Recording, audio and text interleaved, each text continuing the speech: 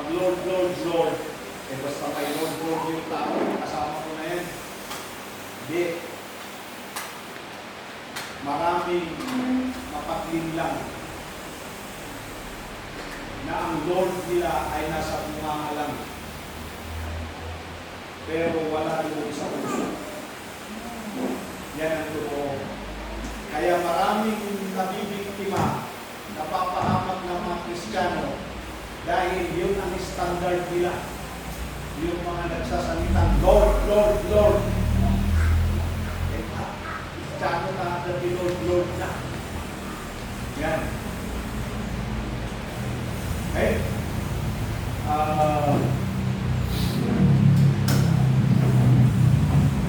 Kung tingnan ninyo yung sa verse 21, part na para mahusgahan natin, makita natin.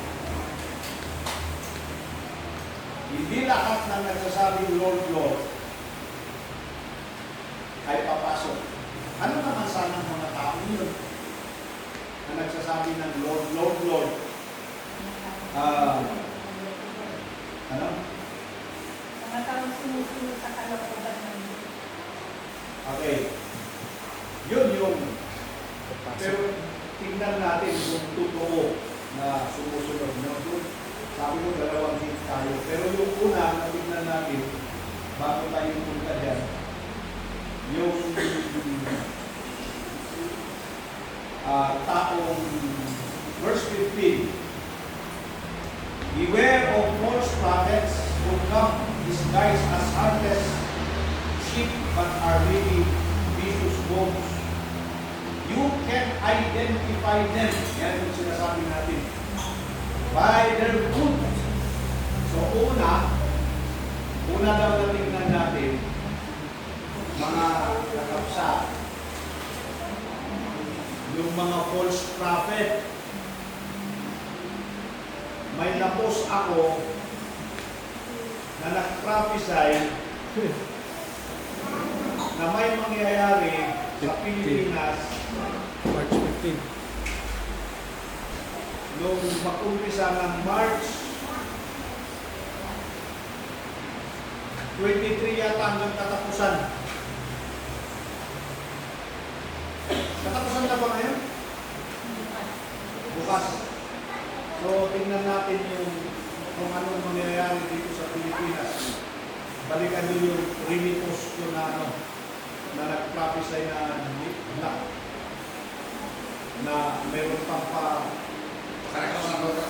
ako na hindi ko intindihan. Remitos din ng isang pastor na doon na friend ko. Kasi mahilig sila sa mga ganyan. Pag may sinasabi sila hindi maintindihan, nagpapakita sila ng sign na they have the power. No? Meron silang kakaibang power. Ako, wala akong power. So, kinikili power, wala. Yung pag pinawisan, itong isa, maasim. Pero hindi yung kinikili power.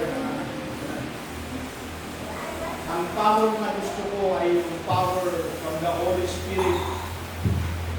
Pero yung magpapakita ng power na ikaw ay meron ng power na kakaiba para ikaw ay paniwalaan o kaya maakit mo at makuha mo ang mga tao.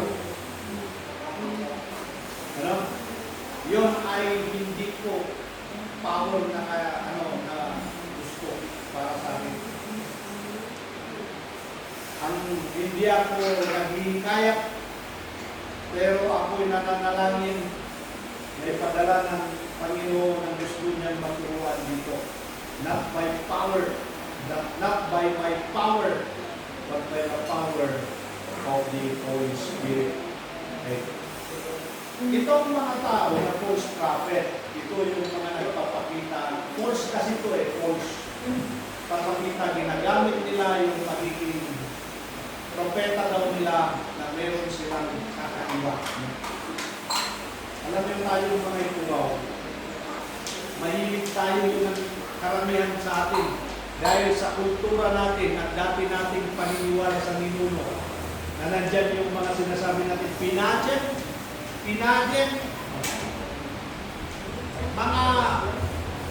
mga gumagawa ng kapabalaghan, yung mga pinapakain ng baboy, karne ng baboy, o manok. Tinatawag natin yung matatanda. Yan, nagpe-perform sila ng miracle. Mahilig tayo doon na pag yung isang tao ay nakagawa ng milagro, ano siya? Kakaiba siya sa atin. May pagkakaiba doon. Marami sa ating naniniwala doon. Ngayon, yung mga ganyan na gawain ng diablo, ano? Gawain ng diablo. Ako, naniniwala ko yan dahil nakita ko din naman, maliit pa ako, isang matandang tinawag ng nanay namin na ako yun, may ayusin sila, ipatayo niya yung itlog doon sa talim ng, tatayo talaga. Tapos, yung ginawa kong laro, yung nakita ko na mayroon sa stick, na itim na stick, na parang inanong niya sa uling, na pagsabi niya, parang buyon-buyon si ano ba may gawan nito.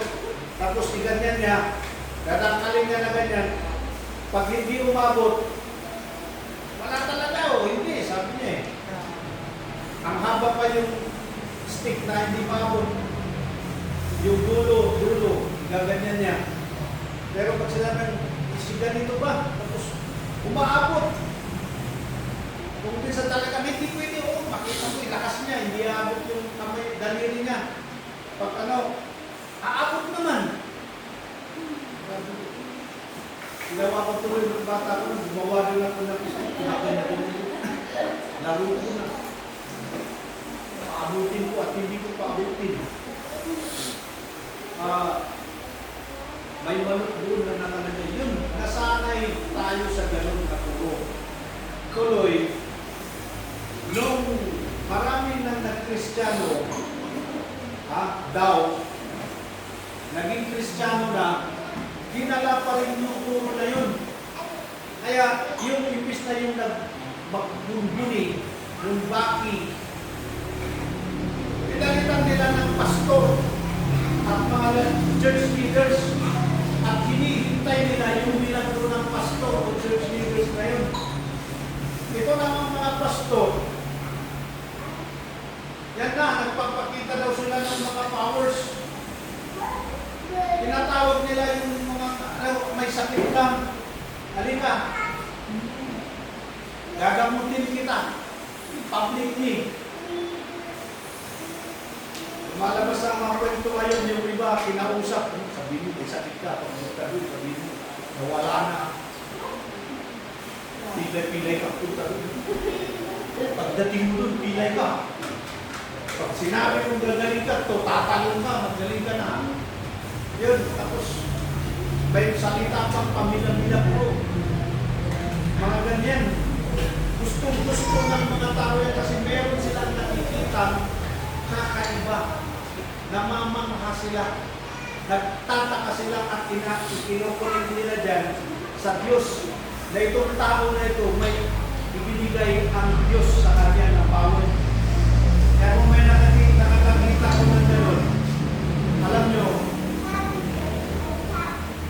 na-intimidate ako. Alam nyo salitang na-intimidate? Naiilang.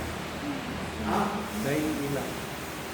Hindi yung para kung nanliliit sa sarili.